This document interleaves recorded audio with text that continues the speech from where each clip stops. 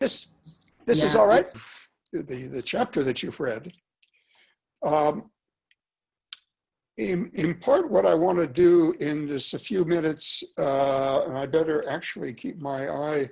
Uh, um, you said about a half an hour. How long altogether do we have, we Victor? have 40 minutes, Ben. 40. Yeah. Okay. Well, can you tell me?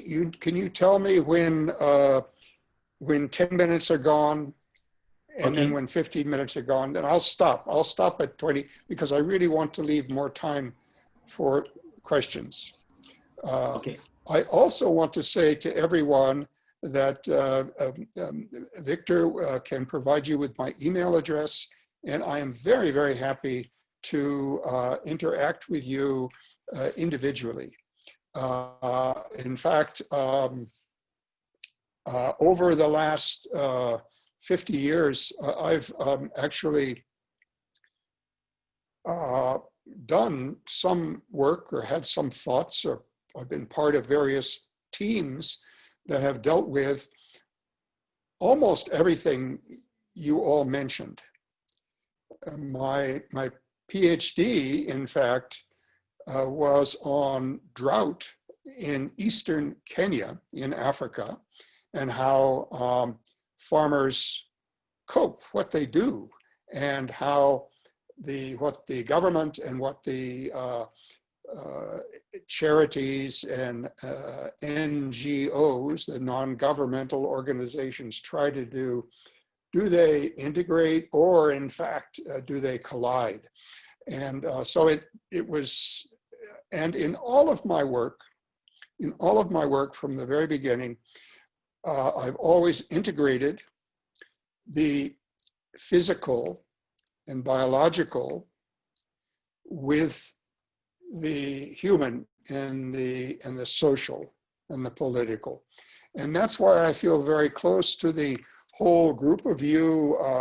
If you're a meteorologist, well, obviously I looked at a lot of rainfall distributions and coefficients of variation and so on and so forth in on the work on drought, and I've been concerned with this, of course, in relation to flood and climate change.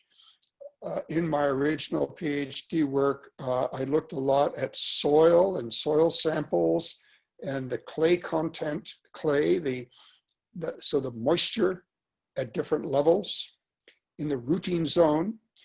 Also, as an independent variable, I weighed and measured children in the households who were under 3 years old.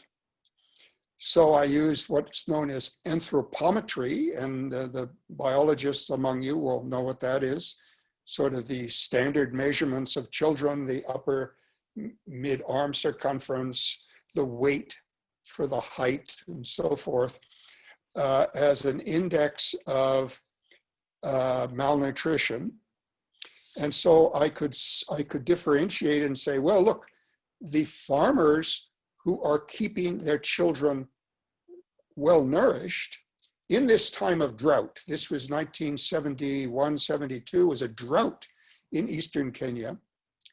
Okay, the rainfall was bad. It was what are the farmers, the ones who were doing, have the well-nourished children, what are they doing that the others are not doing? So as you can see, but I was also looking at Kenyan government policy. I was looking at land ownership. I was looking at power, above all power in different forms, though, and we'll come to that.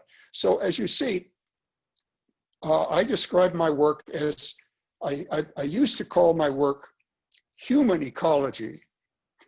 In fact, the PhD is entitled The Human Ecology of Drought in Eastern Kenya.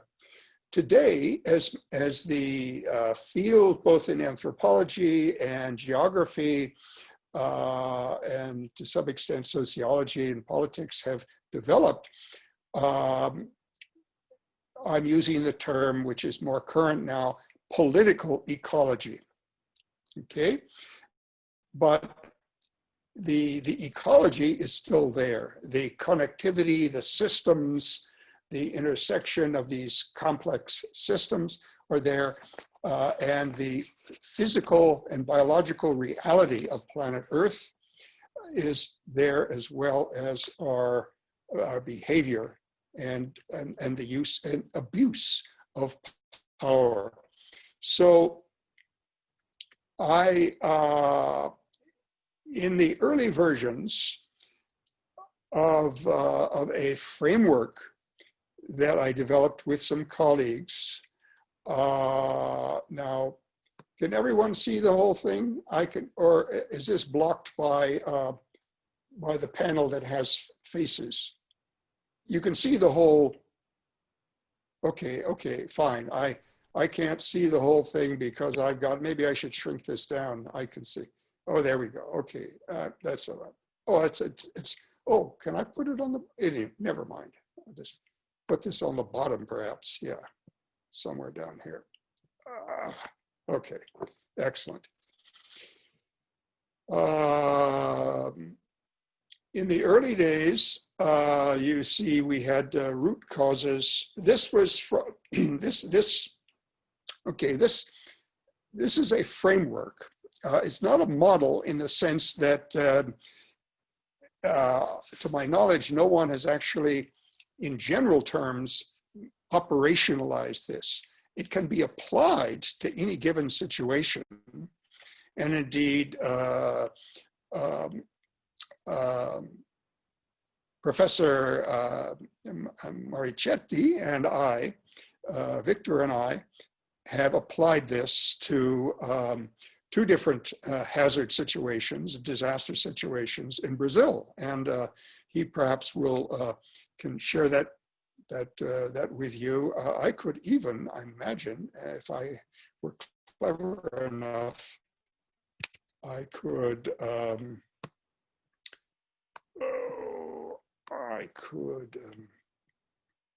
Let's see. So, nope.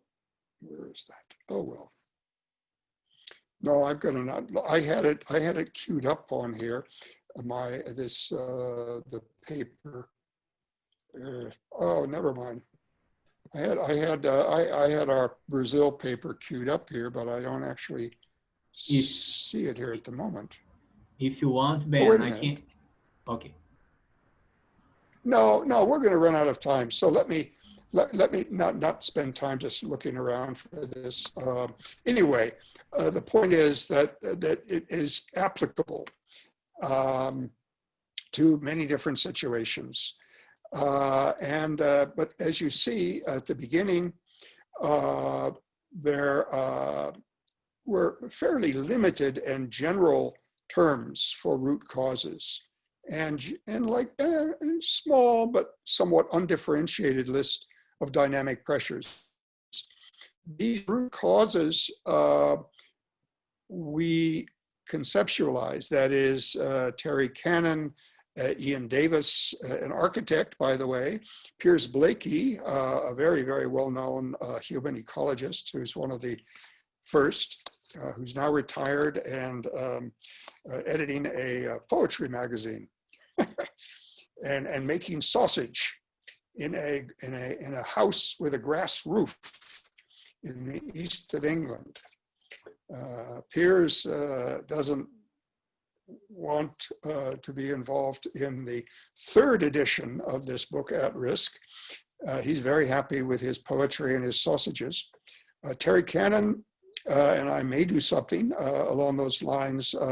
Ian Davis is still active, but he has spent a lot of time producing a beautiful, beautiful big book of watercolors called Experiencing Oxford. That's where he lives, and he's just, it's an amazing book. But now that the book is out, maybe I can see if Ian, who's the eldest of us all, would be interested.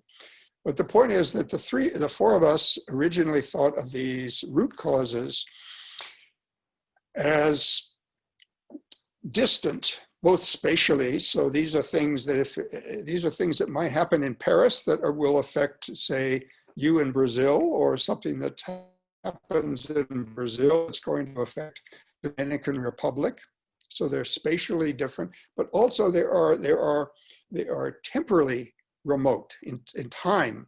So that obviously in Brazil, the history of slavery, in the United States, the history of slavery, that would have to go in here, you see.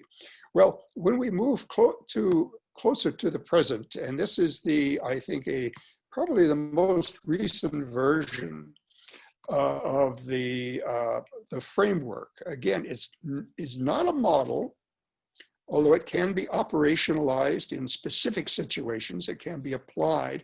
It's certainly not a theory, but it implies, it's based upon various theories that have to do with how human beings live together on the earth, the human ecological theory, you might say, but also, as we'll see in a moment, various theories, for instance, of human potential and capability, and certainly theories about power and how power is used by humans on planet Earth.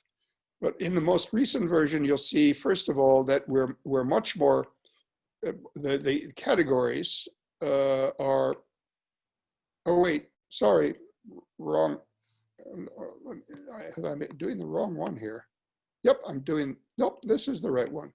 The categories are differentiated more fully, particularly the fragile livelihoods and unsafe locations. And you can see that we also are much more differentiated and all-inclusive in terms of the hazards. Still, these come together, and the point being that these root causes that are quite remote spatially and temporally, but nevertheless affect the situation, they are transmitted to the unsafe livelihood and unsafe locations and fragile livelihood through dynamic pressures. Now, dynamic pressures we think of as taking place, say, within a decade, within 10 years of a period. So we have population changes, urbanization changes, fluctuations in the world market prices. And we've seen a lot of that, of course, since 2007. Land grabbing and so forth. So these are macro forces. And then societal deficiencies, so lack of various kinds of social institutions, training, scientific knowledge. These can change within a decade for the better or for the worst. At the moment in the United States under Trump,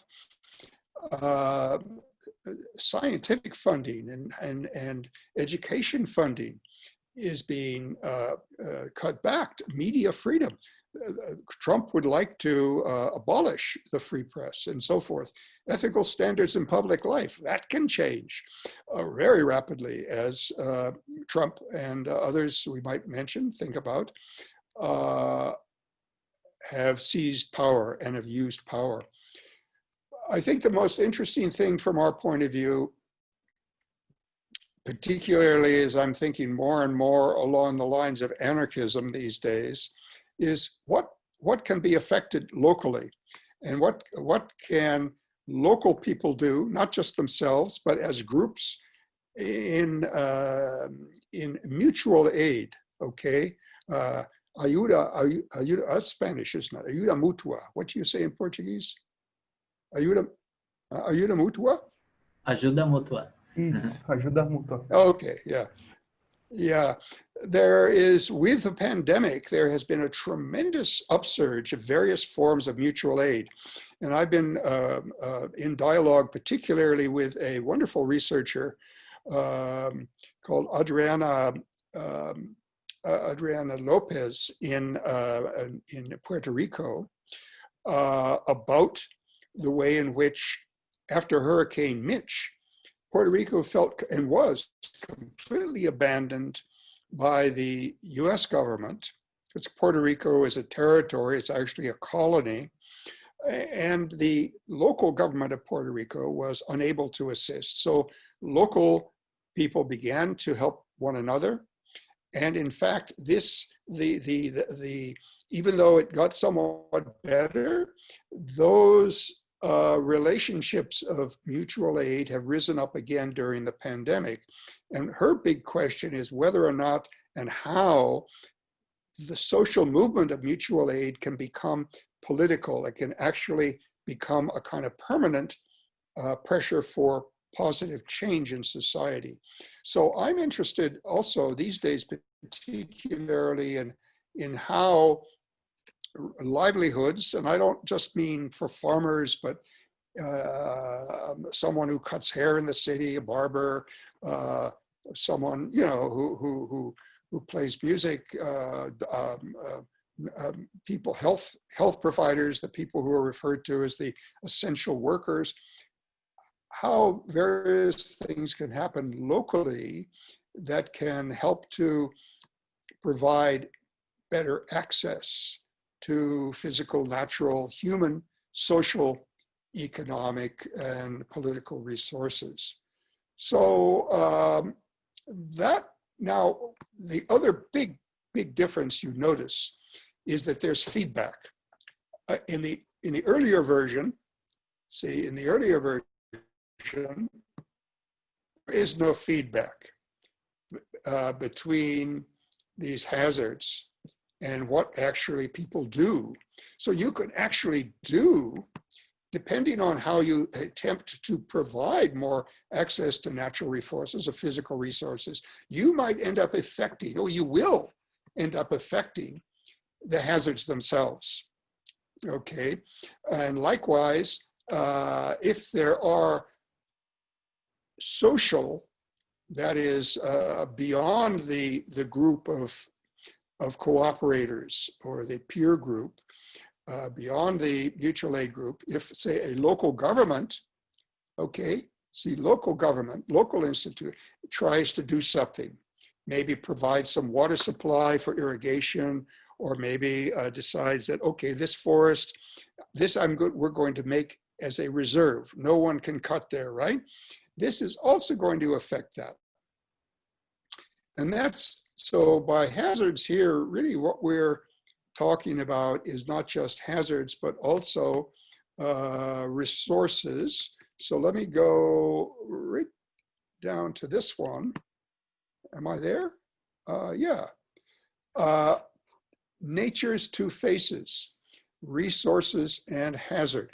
See, so the natural environment can both be a resource for us, and it can also be a hazard. This is obvious, just as in this wonderful woodcut by Hokusai, the great wave off of Kanamara. You see the fishing boats, you see the great wave, you see Mount Fuji in the background, very fertile slopes because of the volcanic soil, but also can be dangerous if it, and the ocean provides fish for these fishers, but it can also be dangerous. Look, by the way, at the way that the fishers, these, well, I should say fishermen, the women do dive for various things offshore. In fact, even older women in Japan, but they don't go out in boats like this, or didn't certainly back in these days in the 18th century. But notice how they are all cooperating together. They have pulled their oars in. They're all hunkered down. They're bending down. They're sort of nested together to provide one another with support. Their boats are steered directly into the wave. This is going to minimize the harm that great wave might do. They are, in fact, adapting, adjusting. They have capacities. They're not just vulnerable because of the two-faced nature of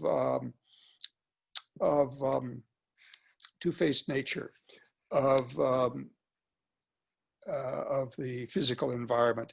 Now, by the way, don't worry about understanding or reading all of the PowerPoint. I've modified it a little bit today. That's why I didn't want Victor to send you this PowerPoint yesterday, but I'm going to send him a version of this PowerPoint later today. So this will be available for you, all right? Now let's go back. Let's go back up here. Okay, certain differences. There's the feedback in this is extremely important. Now,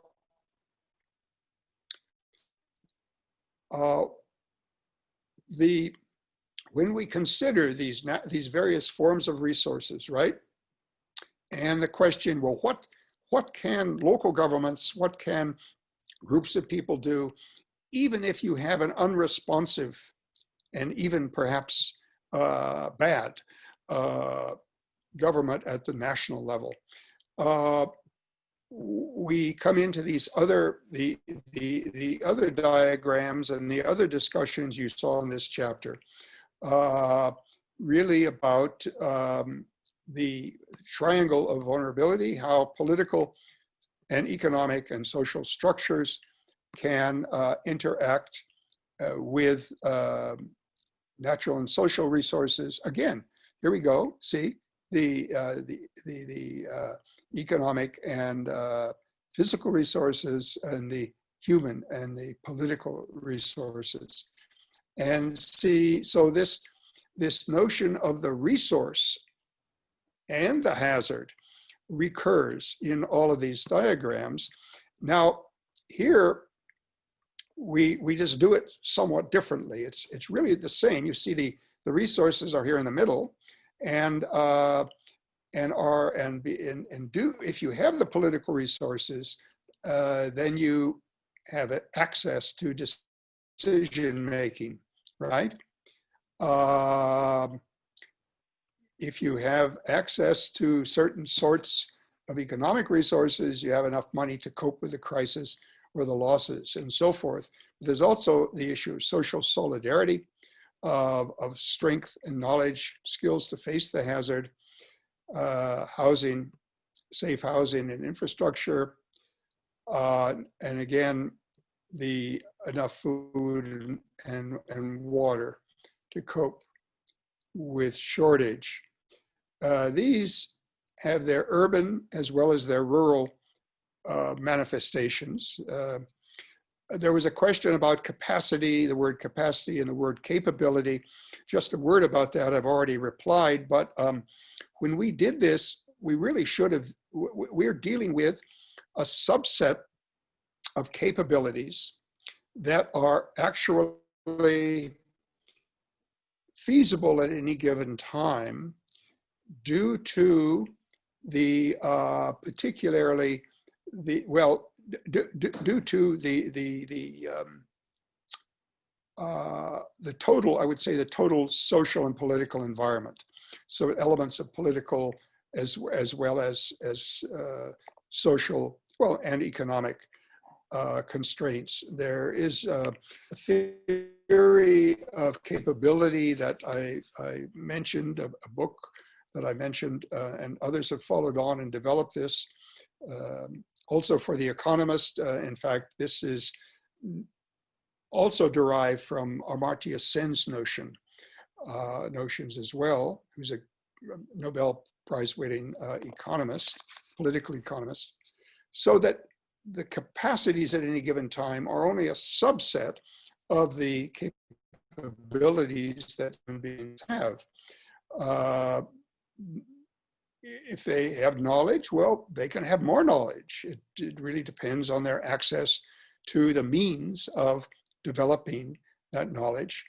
If their houses are safe up to, say, a Mercalli 6 earthquake, really quite moderate shaking, it's possible with adequate money and knowledge to provide base isolation and make that house safe to Mercalli 7.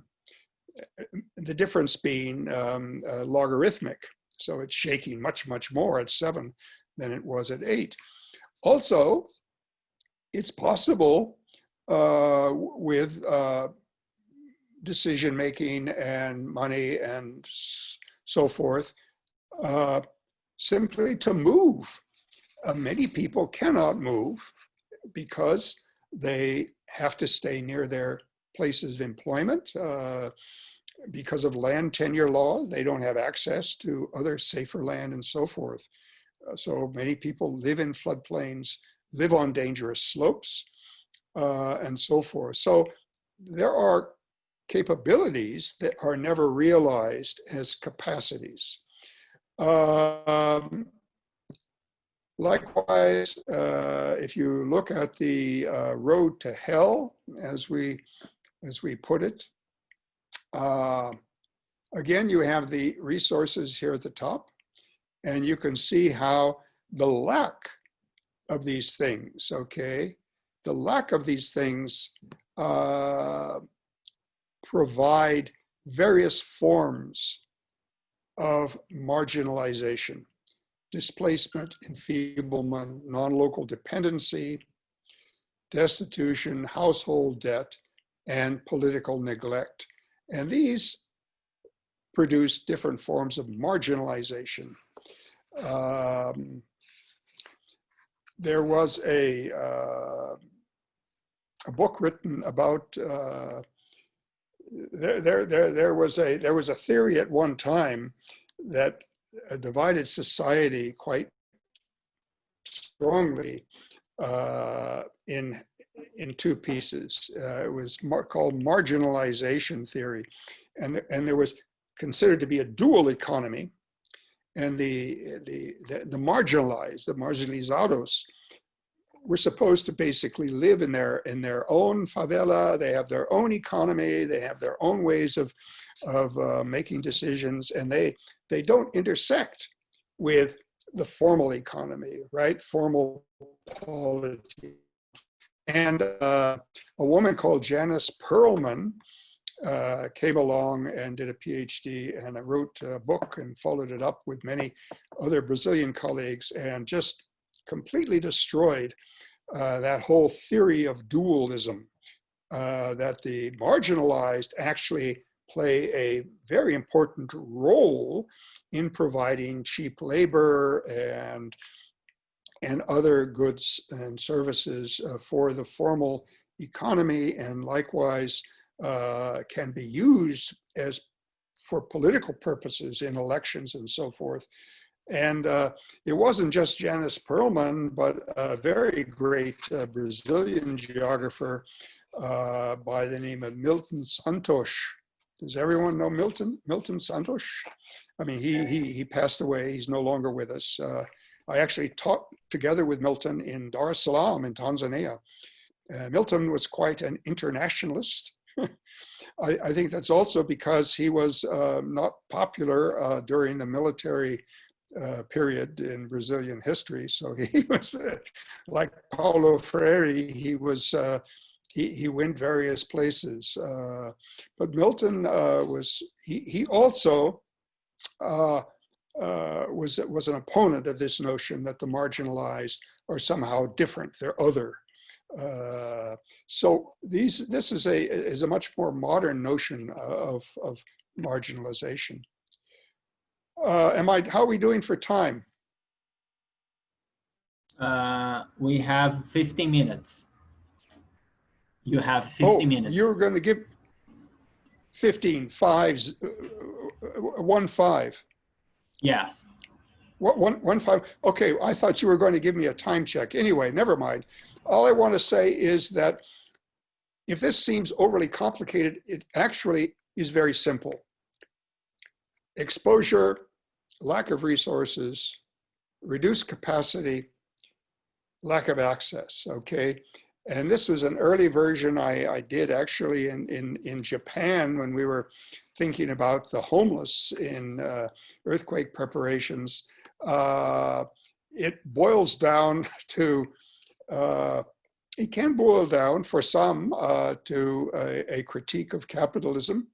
although I would say that it's this kind of misuse of power and the development of these forms of marginalization can easily take place under feudalism, under state capitalism, as we see in Russia, or as we saw in the Soviet Union, and today in very mixed forms in Russia and China. It is a human universal, the misuse of power. We've already talked about this.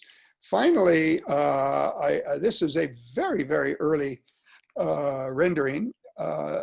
We did an essay, and that's you can find it on ResearchGate. But Paul Sussman, Phil O'Keefe, who I'm sad to say just passed away 2 weeks ago, and I did this years ago for a book that Ken Hewitt, who's still in Canada, published in '83, and we were already using this dynamic notion of marginalization, and this is basically as people are underdeveloped, that is, as they are de-skilled, as they are impoverished, as they are exploited, and as the physical environment deteriorates, disasters occur, okay, then you get recovery, right? Relief aid, then the reinforcement of the status quo ante. What the power relationships that existed before are almost always reinforced at this point. So then you get simply increasing marginalization, development aid and capital transfers continue, and continued underdevelopment, and it goes round and round and round and round. And this is what I would say in response to the question I put to you earlier. I shared with you in the handout a framework for thinking about recovery that the United States government put out a few years ago from the Department of Homeland Security. Now that's where FEMA still resides, and it had nothing to do with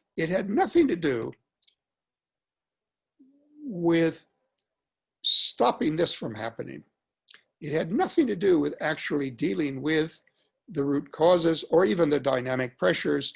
And so if you thought about this the way I suggested you might, if you actually compared that FEMA diagram that I shared with you with this, this representation of what we call the progression of safety, the very last figure in the chapter you've got, you would definitely see that Homeland Security is actually not in the business of making the homeland safe. So I'll stop at that point because I'm sure there are many other questions. And as I said, I am delighted to have individual correspondence by email with any and all of you. Thank you. Thank you very much.